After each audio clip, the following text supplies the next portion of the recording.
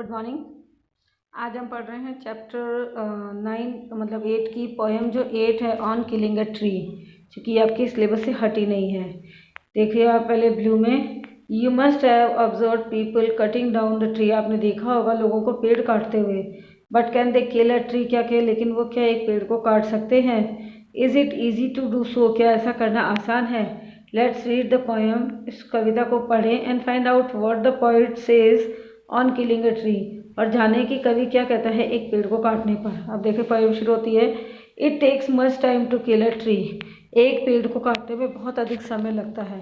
Not a simple jab of knife, ये केवल एक चाकू के एक वार से नहीं होता। विल डू इट, क्या ऐसा हो जाएगा एक चाकूदार से? It has grown slowly consuming the earth, ये धीरे धीरे जमीन के अंदर जाता हुआ बढ़ता है। राइपिंग आउट ऑफ इट, और राइजिंग आउट ऑफ इट, और ज़मीन के नीचे से निकलता है।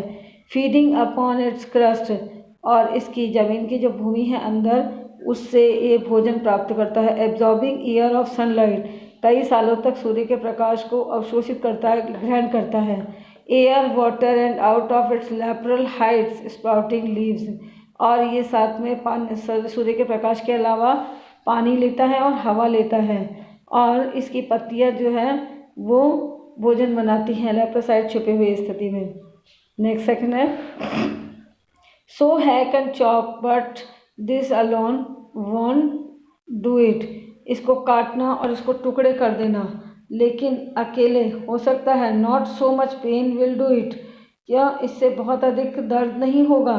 The bleeding bark will heal, इसकी जो खून से भरती हुई जो छाल है, यानी यहाँ बात आ रही है इसके छाल की, और जिससे वो निकलती है गोंद टाइप का कुछ भी चीज़, वो ठीक होगा। And from close to the ground, और इसे काट देते हैं ज़मीन के बिल्कुल पास से। विल राइज कर्ल्ड ग्रीन ट्रिंग, फिर भी इसमें हरे रंग की कुछ शाखाएं नई कोपले निकल जाएंगी, ट्रिंग से नहीं कोपले। Miniature broods which we unchecked will expand again to former size, और धीरे धीरे करता हुआ ये वापस अपनी साइज पे ले जाएगा। यानी कि ये पेड़ के लिए कह रहा है कि एक पेड़ को अगर ज़मीन के नीचे से ऊपर सिरे से थोड़ा सा काट दिया जाए तो ये वापस से अपने वाला साइज ले लेता है। No the root is to be pulled out, नहीं ऐसे पेड़ को नहीं काटा जा सकता। बता रहा है कि अगर हम ज़मीन के पास से काट देंगे तो ये फिर से उग जाएगा। तो no the root is to be pulled out, नहीं इसकी जड़ों को ही बाहर निकालना पड़ेगा। Out of the anchoring earth, इस ज़मीन के अंदर जो धसी हुई उसको बाहर निकालना पड़ेगा। It is to be roped tied, इसे रस्सी से बांधना होगा, बांध and pulled out snapped out, और इसे खींचना होगा, इसे बाहर निकालना होगा। नेक्स्ट देखिए पोएम का पेज जो कि लास्ट है, और पुल्ड आउट एंटायरली, और इसे पूरी तरह से खींच के बाहर निकालना होगा। आउट फ्रॉम द अर्थ केव, जमीन रूपी जो ये गुफा है उसके अंदर से इसको बाहर निकाल देना होगा। And the strength of the tree expose, और इससे पूरे पेड़ की ताकत जो है वो सामने आ जाएगी।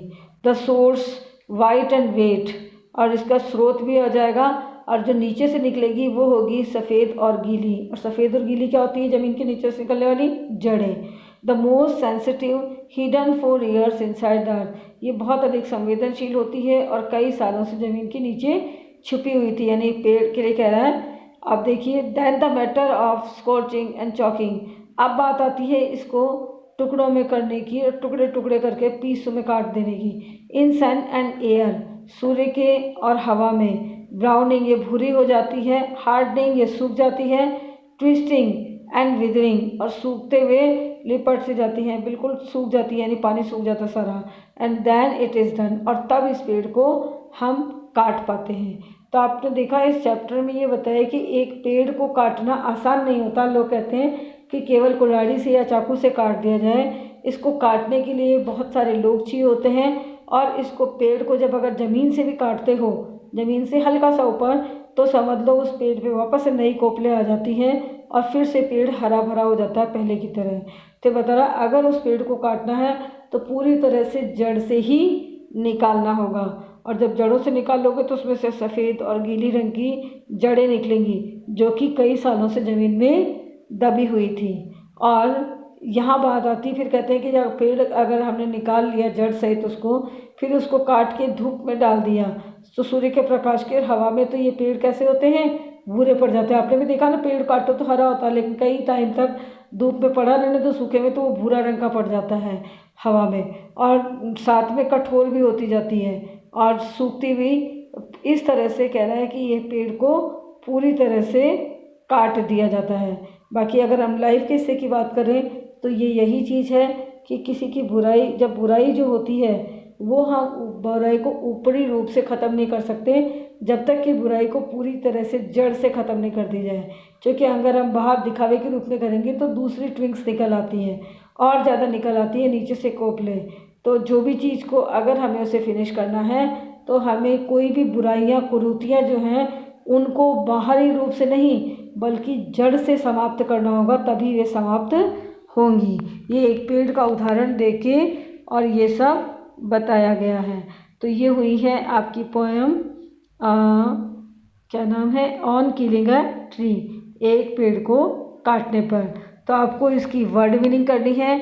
और बहुत सारे बच्चों को मैं देख रही हूँ कि वो लोग काम नहीं सेंड कर रहे हैं, तो सभी लोग काम सेंड करें, क्योंकि आपने न्यूज़पेपर में भी देख लिया होगा आपका एग्ज़ाम होगा और एग्ज़ाम में आपके क्वेश्चन आंसर जो आपका होमवर्क है उसके बेस्ड पे भी मार्क जाएंगे। इसलिए आपको अपना होमवर्क करना है और सेंड करना है, ना केवल इंग्लिश में बल्कि सभी सब्जेक्ट में। सभी सुरक्षित रहें, स्वस्थ रहें। Thank you.